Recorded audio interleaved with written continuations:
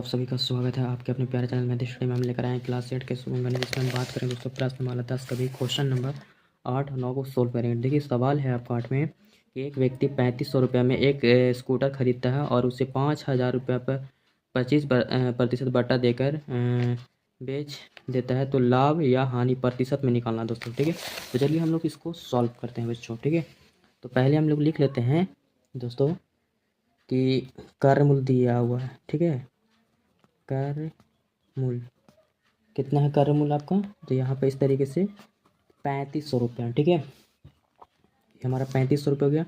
उसके बाद देखिए इसमें दिया हुआ है अंकित मूल्य। अंकित मूल्य बराबर कितना? 5000 रुपये। ठीक है, और बट्टा दिया हुआ है तो बट्टा भी लिख लीजिए, कितना है? 25%।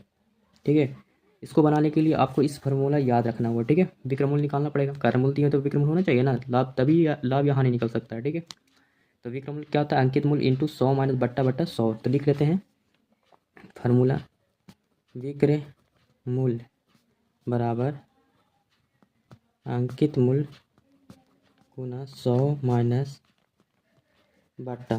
ठीक है, बट्टा में कितने हो जाएंगे आपका दोस्तों? इस प्रकार बट्टे में 100 हो जाएंगे। ठीक है, समझ रहे हैं बात को? चलिए अब देखिए अंकित मूल्य कितना है यहाँ पे? 5000 हो जाएगा गुना 100 माइनस बट्टा कितना है? 25%। देखिए बट्टे में कितने हो जाएंगे?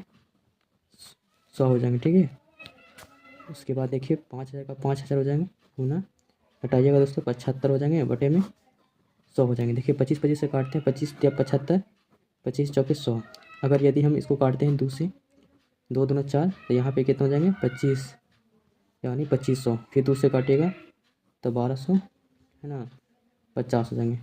अब 1250 को 3 से गुना करते हैं दोस्तों। ठीक है, देखिए 1250 को यदि 3 से गुना करते हैं कितना आएगा? देखिए 3 5 15, 3 दूना 6 हुए 7, और इसके बाद देखिए यहाँ पे 3 का 3 मतलब 3750 हो जाएंगे। ठीक है, तो ये आपका विक्रमूल्य आया बच्चों। ठीक है, अब हमको निकाल, ये हमारा विक्रमूल्य हो गया, ये हमारा कार्यमूल्य। तो बताइए बेचने वाला क्या है? बड़ा है, तो मतलब कि लाभ हुआ। ठीक है, तो लाभ निकालिए, कितना हो जाएगा लाभ?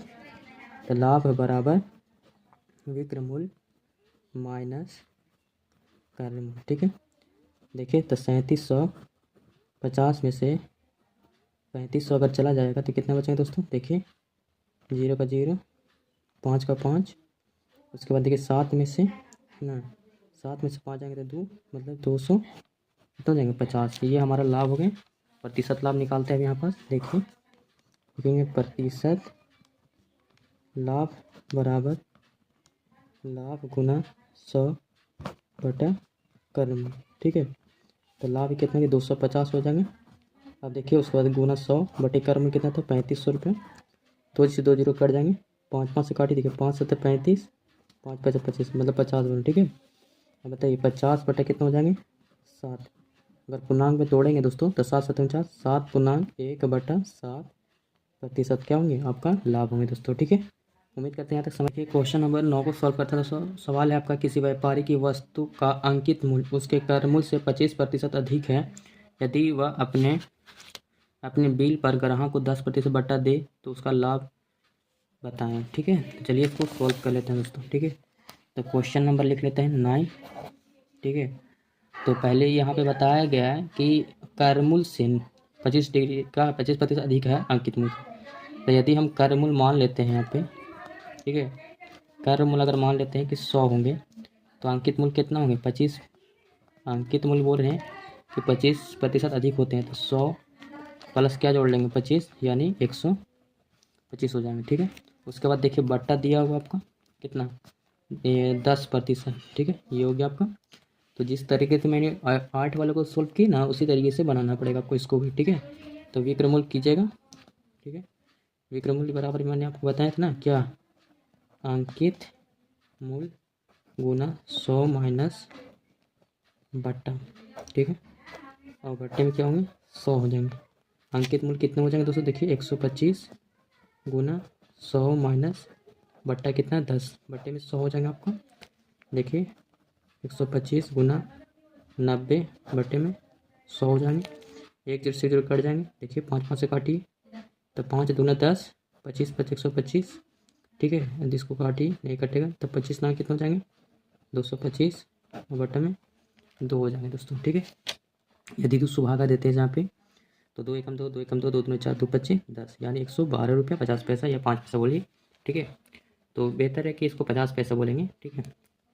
अभी यहाँ पे उसके बाद देखिए यहाँ पे विक्रमूल निकल गया है, ये विक्रमूल और कर्मूल कितना था 100, तो वो लाभ हुआ ना, तो यहाँ पे लाभ निकाल लेते हैं प्रतिशत में, ठीक है। तो पहले तो लाभ तो निकाल लेते हैं, तो विक्रमूल माइनस कर्मूल, ठीक।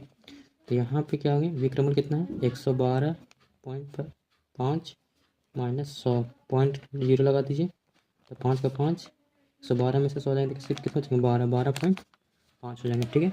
अब लाभ निकल गया दोस्तों, तब प्रतिशत लाभ निकालेंगे। देखिए प्रतिशत लाभ बराबर लाभ गुना 100 बटे में कर्मूल, ठीक है। देखिए तो लाभ कितना है, तो 12.5 गुना 100 और कर्मूल कितना था दोस्तों 100, 100 से 100 खत्म हो जाएंगे, यानी 12.5 प्रतिशत आपका क्या हो जाएगा दोस्तों, सटीक आंसर हो जाएंगे इस क्वेश्चन का, ठीक है। उम्मीद करते हैं यहाँ तक समझ में आ गया। फिर भी कोई डाउट लगता है दोस्तों तो आप कमेंट सेक्शन में पूछ सकते हैं, ओके। चाहे तो यहाँ पे पॉइंट हटा भी सकते हैं, ज़रूरी नहीं, ओके। फिर मिलते हैं क्वेश्चन 9, ये 9 हो गया ना, 10 के साथ मिलते हैं, ओके। Thank you.